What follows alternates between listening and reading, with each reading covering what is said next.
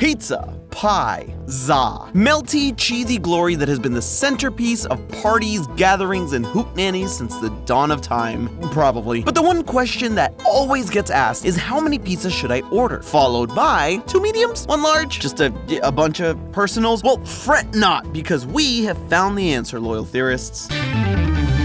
Hello, Internet! Welcome to Food Theory, the show that puts the pizza in pizzazz. You may not know this about me, but I love pizza. No. I don't think you understood me. I love pizza. New Haven style is my goat, but I will chow down on just about any style of slice. And as a aficionado, if you will, I will not. Nobody cares, Tom. Nobody cares.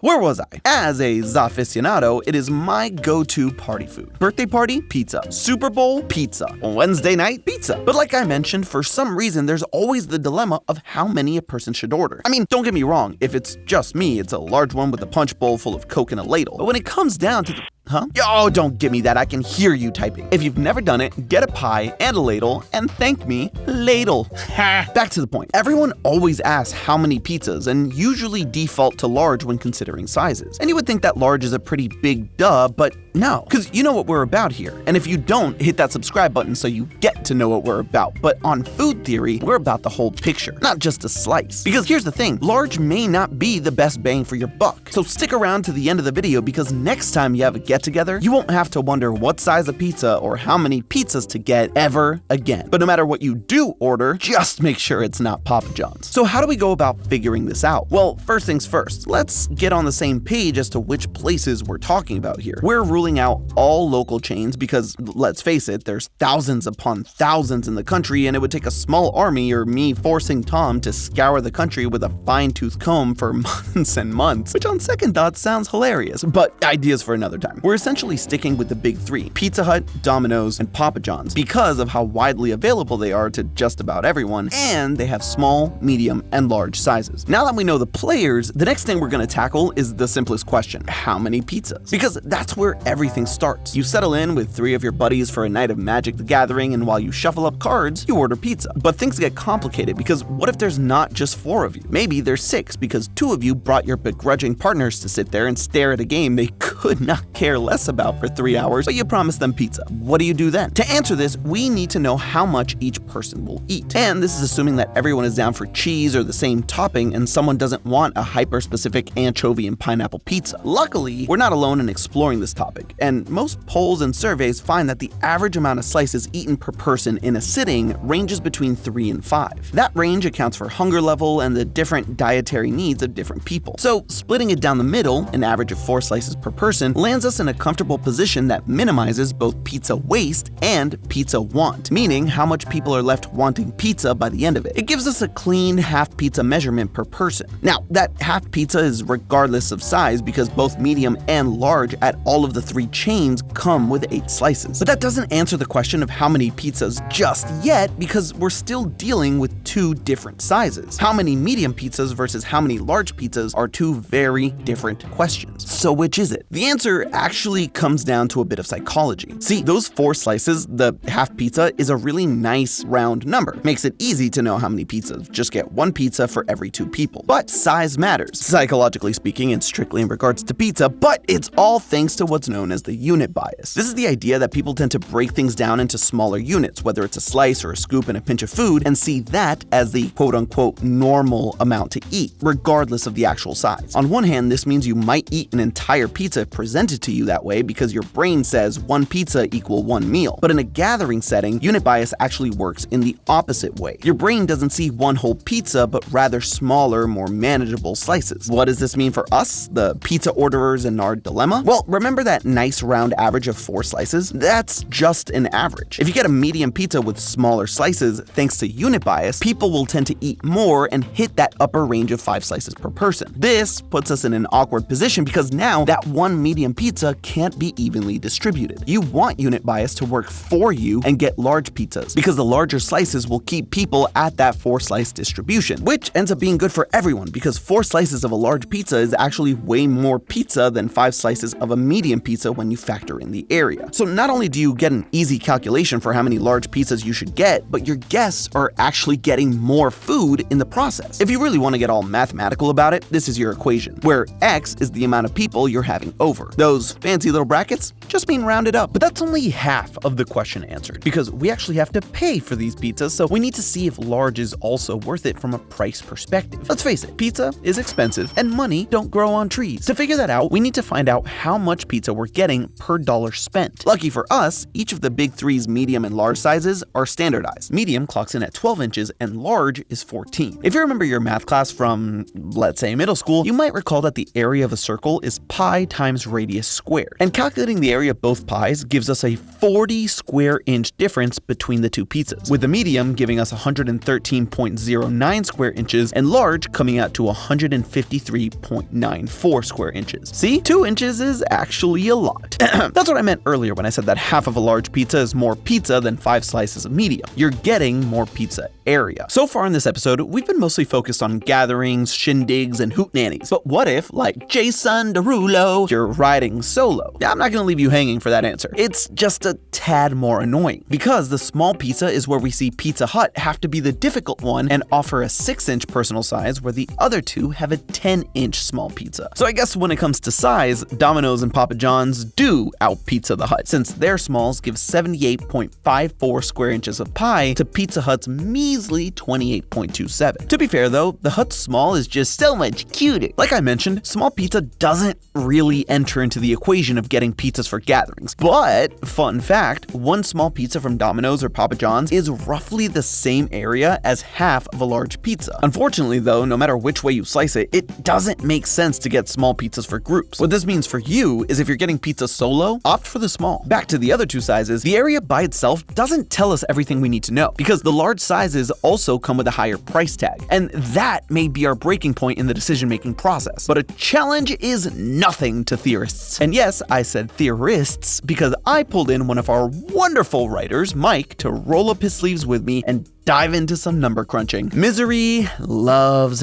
company. Not gonna bore you with just how many states and cities, big and small, we started carryout orders for to find out prices, but it rhymes with a Schmidt ton. To find out how much pizza you're actually getting per dollar spent, we took the area of the pizza and divided it by the cost. What we found is that despite prices varying throughout the country, the end results didn't change. So you might be paying more or less depending on where you are, but the relative value is consistent throughout the country. So what did our power rankings end up looking like? Dominating the number 1 and 2 spots is Domino's, and it's not even close. At a whopping 11 inches and 10.29 inches of pizza per dollar for the large and medium respectively, it blew the other two out of the water. Bronze medal goes to Pizza Hut with 9.63 inches of pizza per dollar. And finally, in 4th place, we see Papa John's, and by a mile, at 8.81 inches. In fact, their large pizza barely beat Domino's small pizza and Pizza Hut's medium in terms of value. I should mention that this is strictly from a pizza size and price perspective though. I'm not here to argue whether one pizza tastes better than the other. I'm just here to help you find out how many and the best bang for your buck. Now, Papa John's does have an XL, which would be in the 3rd place slot, except it throws our slice proportion all out of whack. So you'd have to get an odd amount of pizza that would leave people hungry, or you with too many leftovers for a much higher price point. Thing is, price isn't the end-all be-all,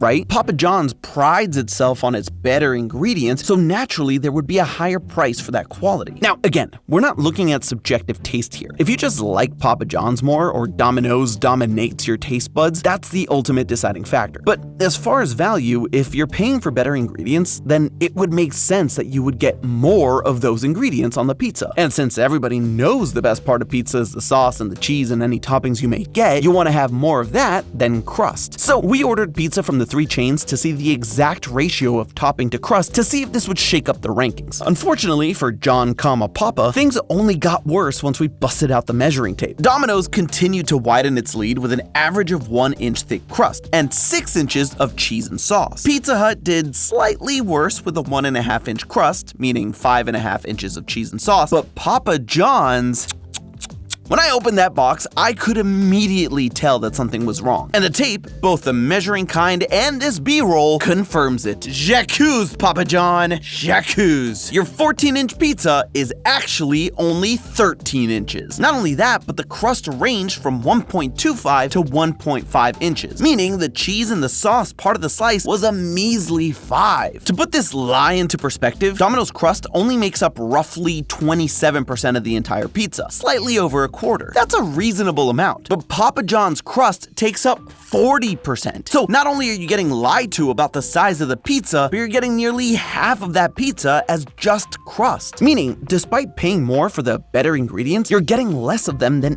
any of the other pizzas. It makes sense for Papa John's because they want to minimize their cost per pizza, and because they pay more for fresher ingredients. If they put as much as Domino's or Pizza Hut, they'd either have to hike their prices up more or take a loss on their pizzas. And obviously, that's not good for business. At the end of the day, what that means for us though is a higher price for less. Unless you're a crust fiend, in which case, power to you, you psychopath. But me, I will stand firm against the lies of John, if that's even his real name. Or if he's even a papa, I don't know anymore. So now, you'll never again have to wonder what size or how many pizzas to get, whether it's just you and a ladle or the whole gang. And unless you're looking to munch on mostly higher quality dough, stay away from Papa John's and their sad little pepper they throw in the box. But hey, that's just a theory. A food theory. Bon appetit.